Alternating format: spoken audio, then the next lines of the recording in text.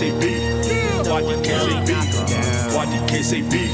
YDKSAB, YDKSAB, YDKSAB, YDKSAB,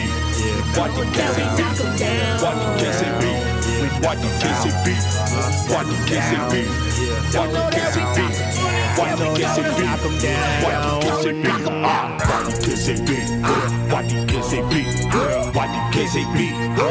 YDKSAB,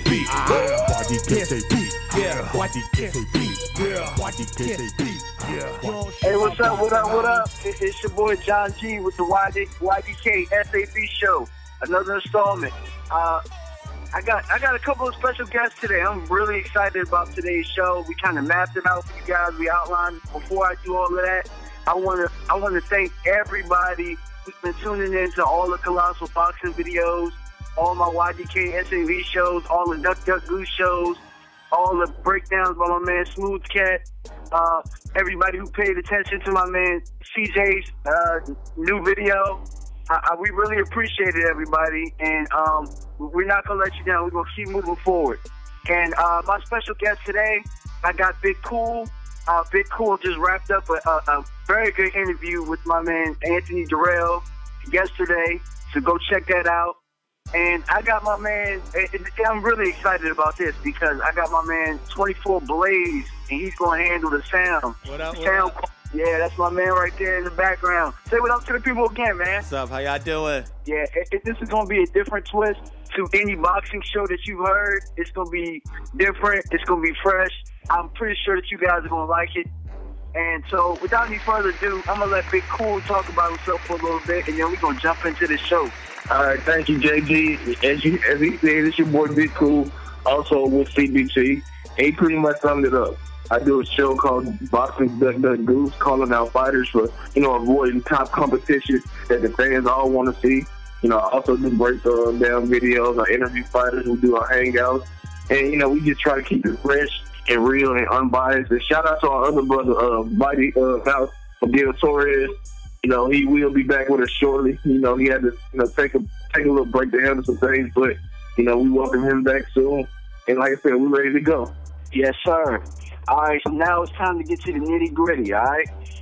The nitty-gritty. Yes, sir.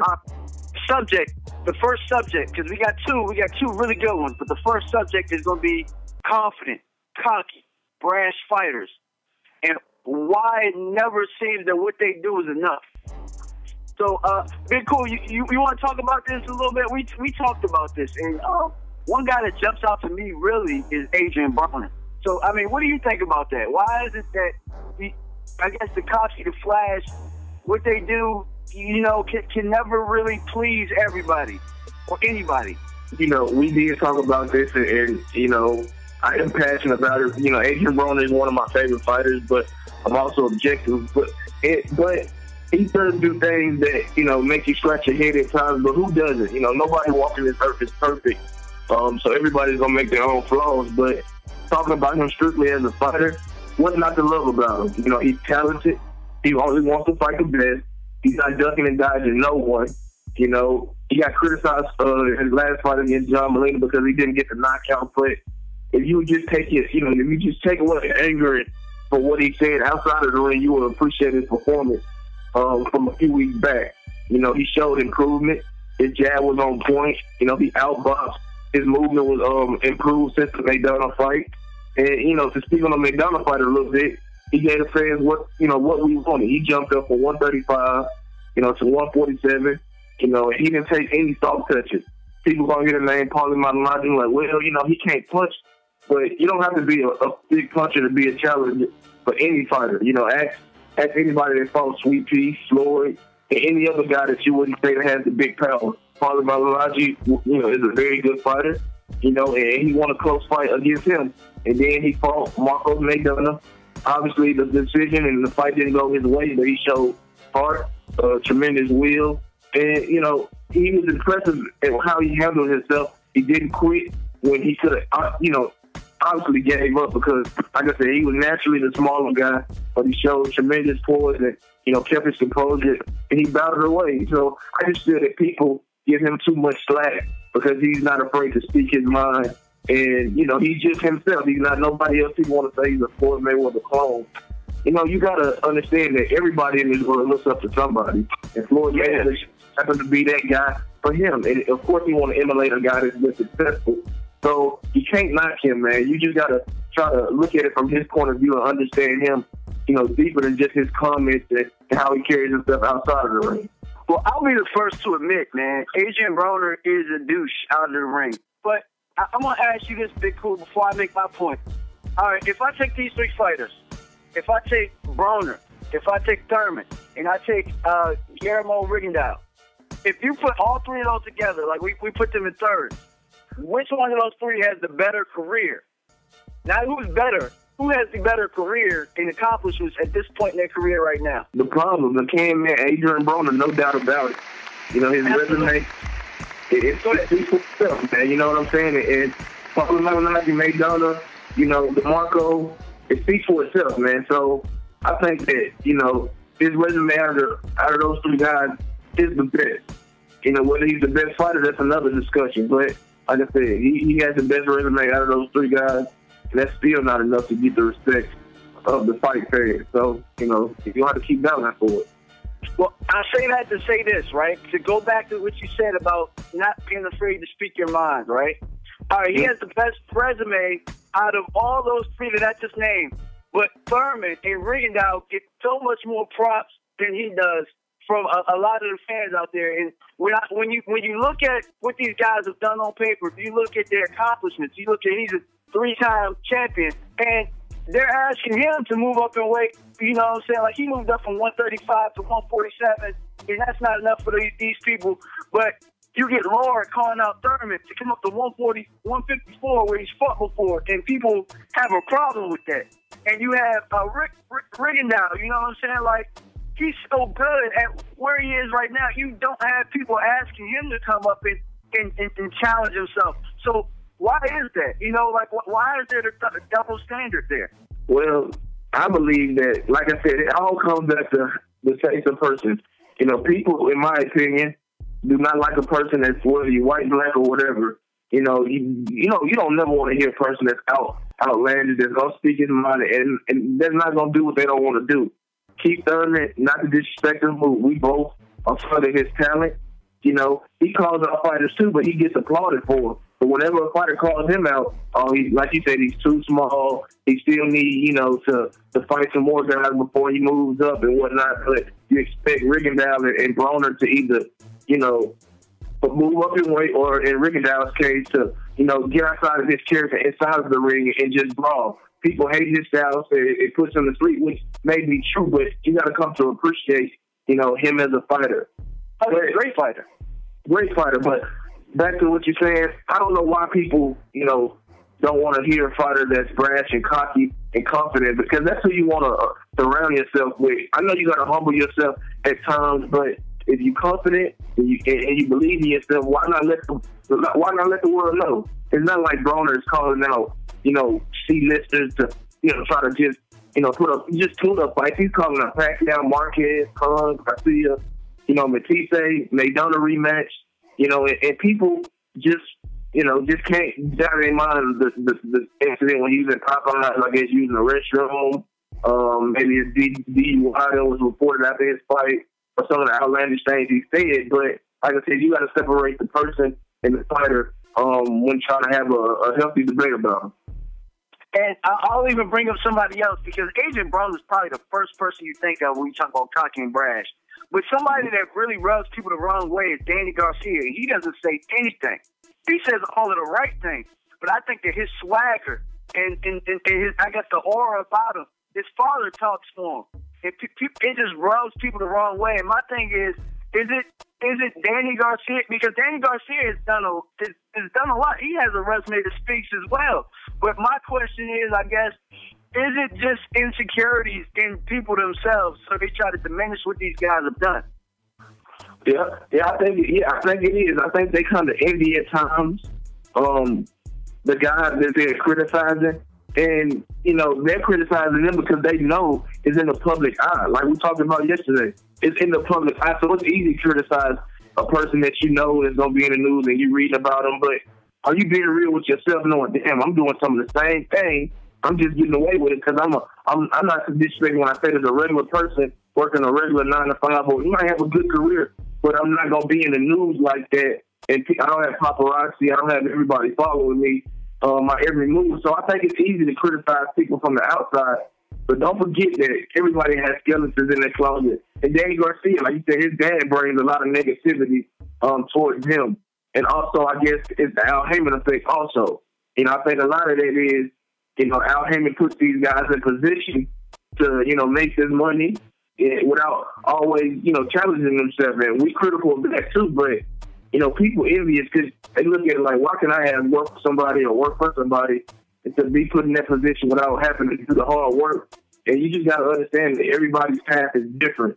And you just got to be fair in criticizing the person. If you out doing the same thing, don't open your mouth to talk about a celebrity, because that's just you know. I agree. And it's the same people that, you know, go to work and take 2-hour break and expect to get paid for that 2-hour break. You know what I'm saying? That's about these same fighters fighting tune-up fight. If you go throughout history, you'll see that some of the greatest fighters ever, they fought Ron Salter. You know what I'm saying? They fought guys like that who were ranked 77th or, you know what I'm saying, just finished driving a cab or whatever, just to stay active, just to make a little bit of money. Like, I guess I get what people are saying, but if we're looking at what these guys have done in the ring, not all of that outside gossip and stuff, you know, if we're being true men and we're being true, I guess, women who watch the sport as well, you got to realize that, you know, these guys go to work and, you know, they get paid. It is what it is. I agree 100%, man. And also, I brought up another point to you that I thought tied it all in together. People look at the wrong people to be role models just because you in the public eye. Oh, wait. We're gonna touch on that a little bit later, brother. Okay. Okay. Yeah, as a matter of fact, I'm glad you brought it up now because I'm gonna segue into the second section of this, right? Mm-hmm. Okay. Manny Pacquiao said on First Take, Floyd Mayweather's fame is bad for boxing, and Freddie Roach called Mayweather a bad role model, just like you were just saying. And now I remember Papa Guerrero and his lead up to Mayweather's fight pretty much talking about that as well. So why do people feel like they have to like a guy outside of the ring to admit that the guy is great or, you know, a solid fighter? Like, why do people feel that way? Or why do you think people feel that way? I don't know, man. I really honestly don't know. Maybe it's how they, you know, I don't want to criticize anybody out there, how they brought up or appearance or whatever, but it always starts, you know, with your parents within, you know what I'm saying, how you brought up and what they teach you. You know, you can look up to, you know, Barack Obama. That's somebody you should want to look up to as a, you know, role model. Not saying athletes can't be that, but, you know, if you look at him, President Obama, he's an educated person. Not all of these fighters are come up educated and, you know, highly intelligent, you know, just any athlete. I think you're looking in the wrong place to try to find a person to emulate. Look at your mom and dad. Look at your aunties, your grandma, the hardworking people that, you know, that you deal with in everyday life to, you know, try to emulate that way. And also, I guess you can take away from athletes in terms of how they, you know, go about their business and being in conditioning and handle their business on the business side of things. But to look at Floyd Mayweather or Michael Jordan as a role model, you know, you kidding yourself because everybody's not going to be a great basketball player or a great boxer, you know, but I guarantee you there'd be more great doctors and lawyers and dentists and teachers than there ever will be as athletes. So, you know, I think people's perception of that is screwed, and I think that needs to be talked about more than just criticizing Mayweather, because only thing that changed in Mayweather, in my opinion, obviously, as he made more money, he didn't always take on the biggest and best fighters, but his hard work still stayed with him. He's still that's probably the hardest working boxer in the fight game right now. He's always in shape. He doesn't do any drugs in his body, alcohol. He takes care of himself 365 days, you know, around. So I think that, you know, it's just his personality again, his flashiness with the money, the vulgarness he speaks with at times. It's just how he lives. You know, he likes to share, you know, how he's living with people. So I think that's what it boils down to. Can I step in real quick? Yeah, go ahead. You know, I think oftentimes people forget the fact that these people are entertainers. And in order to put butts in seats, you know, in order to get people involved, you know, you're going to have to be outlandish at times, you know, be extra, and that's going to come off as something you don't want your child to emulate, or, you know, that's not going to be considered professional in a corporate world. You know, it's two different arenas. Hey, I'm glad you brought that up, Chris. And you know what? Like, I think about, like, all right, for example, like, Manny Pacquiao said that, like, Floyd's fame is bad for boxing. So let me ask you a question, Manny Pacquiao. I'm not going to ask him the question because he's not here. But is it bad for boxing that you didn't pay your taxes? Because I didn't hear. You know, I'm American. You know what I'm saying? And I pay my taxes here.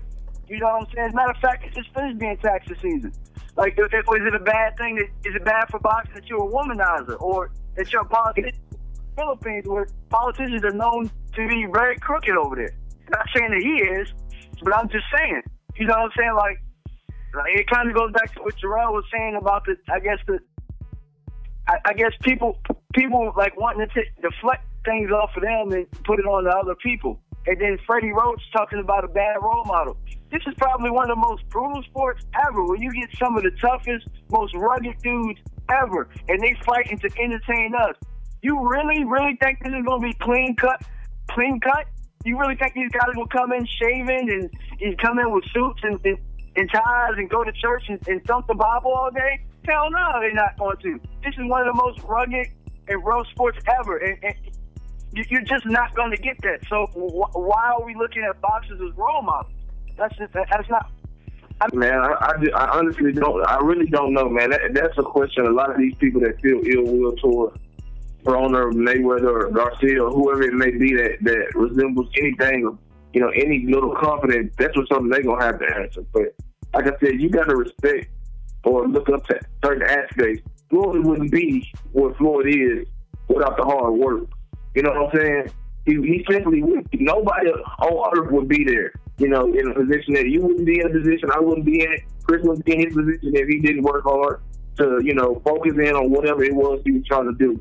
And that's simply what it is. You got to appreciate a guy's, you know, work ethic, dedication, and focus and hunger to be better than what he was, you know, exposed to as a young age, or whatever he was exposed to something negative. And you got to applaud a guy that want to work his way out of the situation and do better things. And you got to also understand that when you don't have nothing, when you get it, of course you're going to want to show it off. And would you expect Floyd to stop showing it off at the age of 38? Right. Of course you would. But that's just him. That is him, and that's who he always going to be. And I don't think he does it to be, you know, an asshole or just to show, well, I got this. You know, you don't. Maybe he's showing somebody that really looks up to him that, hey, if you work hard, this is what you can obtain through that. You know what I'm saying? And that's all. You know, you just got to try to look at it both ways, from his point of view, your point of view, and try to come to a common ground to why maybe he does the things that he does, and you go from there. You don't want to just constantly nitpick every little thing that Floyd does. Like with the Manny Pacquiao situation, with the picture that floated around yesterday on the internet of him hugging the young boy that has cancer. You know, he's a great human. This is why I love Manny Pacquiao. This is why he's great for boxing. I hope he knocks Mayweather out. But if Floyd was to do that same thing, you know, well, he's doing it for a publicity stunt. He's really not that type of guy. He's just doing it for an act. But when you look at it, Floyd does a lot of things that go over in the community. He's always giving back. He always, from what I know, his team is around him when there's a lot of entourage and people. Most of them are his friends that he's giving jobs to. They travel with him. He buys them things. He gives them opportunities to, you know, move on up in life and do what they want to do, you know, in their own dreams. So I think that Floyd does some things and has done some bad things, but Manny has too, and neither guy is better than the other. And that's how I look at it.